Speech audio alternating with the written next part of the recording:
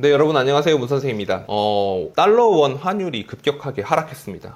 1,500원까지 올라갈 거라고 했던 환율이 1,314원까지 급격하게 떨어졌는데요. 사람들이 이제 우리나라 사람들은요, 기본적으로 환율이 오르는 거에 굉장히 트라우마를 갖고 있고, 그 이유는 97년 IMF 사태 때문입니다. 그때도 원달러 환율이 굉장히 치솟으면서 사람들이 불안해했었고, 경제 위기가 왔고, 엄청나게 많은 회사들이 망했고, 그러면서 실업자분들이 생겨났고, 그게 우리나라의 6.25 한국전쟁만큼 큰 트라우마를 안겼기 때문인데요. 그래서 세계 어느 나라보다 한국은 달러 원 환율의 급격한 하락이나 상승에 굉장히 두려움을 많이 갖고 있습니다.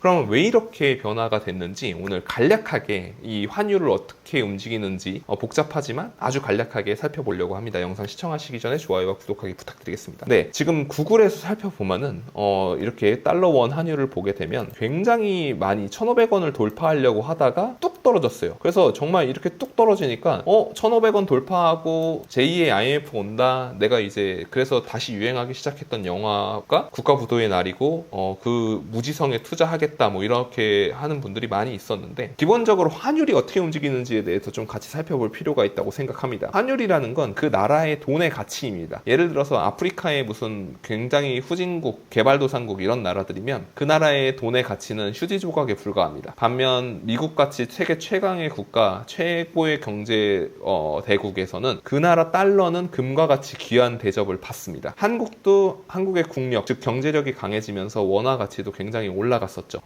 근데 최근에 달러가 굉장히 비싸진 거는 한국만의 문제가 아니고 전 세계 공동의 문제였습니다. 왜냐하면 이 인플레이션이 오게 되니까 결국에 인플레이션이 왜 왔어? 돈이 너무 많이 풀려서 돈이 많이 풀린 걸 줄이려면 어떻게 해야 돼? 금리를 올려야 돼. 금리를 올려야 중앙은행으로 돈을 다시 걷어들일 수 있어. 그래야 인플레를 잡을 수 있어. 그러니까 금리를 올릴 거야. 그래서 미국이 미친 듯이 금리를 올렸습니다. 근데 전 세계가 달러를 쓰잖아요. 그러니까 미국이 금리를 막 올리게 되면 어떤 현상이 나타나냐면 결국에 돈의 값이 금리거든요. 이 돈이 얼마짜리야라고 할 때 그 금리로 표시가 됩니다. 그러면 돈의 가치는 곧 금리이고, 금리를 올리면 그 나라 돈의 가치가 올라가게 되는 거죠. 미국이 금리를 올리니까 달러만 강해지게 됩니다. 그러면 어떤 현상이 나타나느냐? 달러를 주고 다른 나라에서 물건을 수입해오는 미국인들은 인플레이션이지만 자국의 달러가 강해졌기 때문에 중국으로부터 물건을 싸게 들여올 수 있고, 외부에서 석유를 사온다든가 할 때도 싸게 들여올 수 있고, 한국에서 무언가를 수입할 때도 싸게 들여올 수 있게 됩니다. 그러면 인플레이션을 자신들은 좀 방어를 하면서 남의 나라에 떠넘길 수 있게 되죠. 반면에 한국 같은 나라들은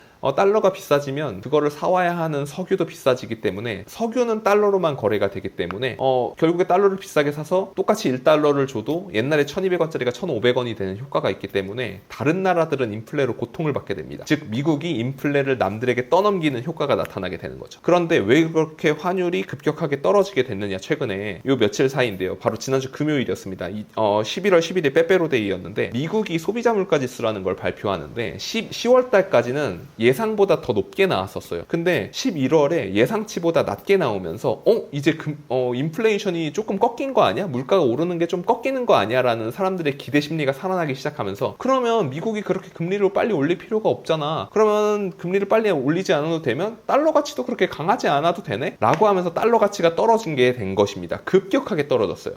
근데 이 결국에는 달러 가치가 그럼 반대로 말하면은 다시 인플레이션이 심화되면은 달러 가치도 올라갈 수 있다라는 거거든요. 그러면은 인플레이션이 심화되는 건 어떻게 알 수 있느냐? 소비자 물가 지수가 발표될 때 예상치보다 높게 나오는 게 바로 위험 시그널이라고 볼 수 있지만, 그거보다 더 빨리 알 수 있는 건 WTI, 즉 유가 지수를 보면 됩니다. 왜냐하면 우리의 소비자 물가를 구성하는 것 중에 굉장히 큰 부분이 휘발유라든가, 그리고 석유를 통해서 우리가 모든 제품들을 만들고 가구를 만들고 우리가 소비하는 물건들도 다 석유를 베이스로 하기 때문에 석유 가격이 오르면 전반적인 생활 물가가 다 올라간다라고 생각하면 됩니다. 그런데 정말 코로나 때 한때 마이너스 가격에 갔던 석유 가격이 쉬지 않고 올라왔고, 이렇게 2020년, 22년 올해 상반기에 최고가를 찍었다가 좀 내려왔었는데 다시 스물스물 상승하는 기운을 보입니다. 최근에 여러분들이 아시다시피 중국은 제로 코로나 정책을 아직까지 유지하고 있고, 이것 때문에 사람들의 이동이라든가 여행이라든가 소비라든가 이런 걸 통제하고 있습니다. 산업도 통제하고 있고요. 이렇게 되는 상황에서 이걸 풀어버린다? 만약에 중국에서 그 화이자나 모더나처럼 mRNA 백신을 개발해서 곧 맞출 거라고 하는데, 이거를 맞추고 중국 경제를 다시 제로 코로나 정책을 포기하고 개방을 한다? 그러면 전 세계 공장인 중국의 석유 수요가 올라가면서 석유 가격이 올라갈 거라고 생각을 하게 되고, 중국이 경기에 이제 경제 활동이 재개가 되면 석유 가격이 올라가니까, 석유 가격이 올라가면 미국의 물가가 올라가게 되고, 미국의 물가가 올라가게 되면 미국이 금리를 올려야 하고, 미국이 금리를 올리면 달러를 또다시 달러 가치는 또다시 비싸지게 되고, 그러면 자산 시장이 전반적으로 흔들리는 그런 현상이 다시금 나타날 수 있다라는 거는 염두에 두어야 합니다. 그래서 결국에는 환율이 1,500원 간다고 예상하면서 IMF 흉내를 낸다기보다는, 우린 사실 유아인 씨처럼 영화 속 주인공이 되기 어렵고, 두 번째로 유가가 하락해야 미국이 이제 금리를 그만 올리고 달러도 진정되고 주가도 안정될 수 있습니다. 그래서 유가가 떨어지지 않는 이상 당장에 달러 가치가 하락 반전했다고 다 끝났구나 라고 생각하지 말고 좀 더 지켜볼 필요가 있다라는 생각이 듭니다. 제가 대학생 이제 복학생이었던 시절에 2008년에 어학연수를 가려고 알아보고 있었는데, 그 당시에 달러 가치가 올라간다고 어학원이 이 수업료를 올렸었는데 훅 떨어진 적이 있습니다. 바로 미국이 통화 스와프를 맺어주면서 달러 가치가 훅 떨어졌었어요. 그러면서 환율이 안정되기 시작했는데, 그때가 바로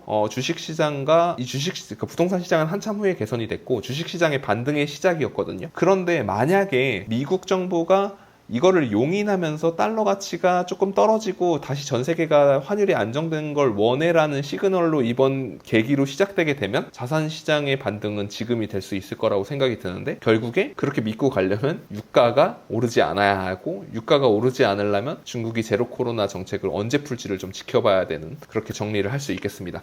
오늘 간략하게 아주 복잡한 환율 이야기를 같이 해봤고요. 긴 영상 시청해 주셔서 감사합니다. 오늘도 수고하셨습니다.